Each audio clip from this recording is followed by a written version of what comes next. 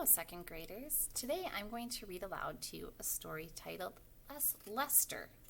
And if you remember, when we do these read alouds, the purpose of the read aloud is for you to pay attention to how I am reading. And specifically, today I would like you to pay attention to punctuation.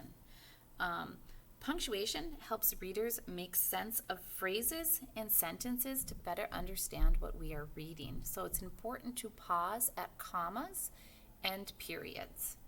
So today's story is titled Lester. Mrs. Carpenter loved animals. In her second grade classroom, she had 3 goldfish, Maddie, Dottie, and Scotty. She had a toad named Vinny. She had an old, plump cockatiel named Fatty Patty. And she had an alligator lizard named Lester. The students of Mrs. Carpenter's class loved all the pets and the funny noises they made. But Lester was their favorite.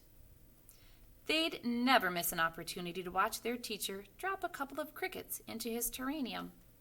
It was wonderful to watch Lester scurry about eagerly, snatching up the crunchy treats.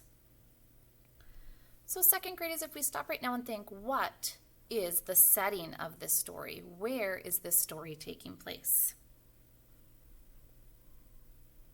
And I hope you decided that the story was taking place in Mrs. Carpenter's classroom.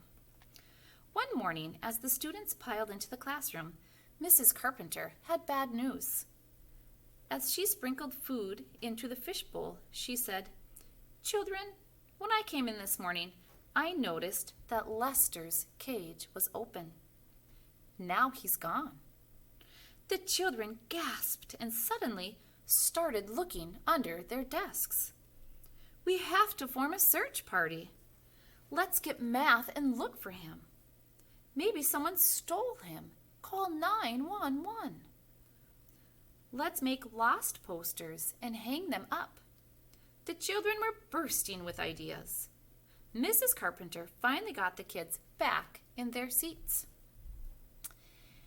Now, just be quiet. I'll leave Lester's cage open in case he decides to come back. If he doesn't, then he's probably happy where he is. Don't worry, boys and girls. Now we need to take out our timed math test. The children sighed and took out their pencils. Okay, let's stop here for a moment and ask ourselves, how do the children react to the missing lizard? They were worried about Lester. How did Mrs. Carpenter react?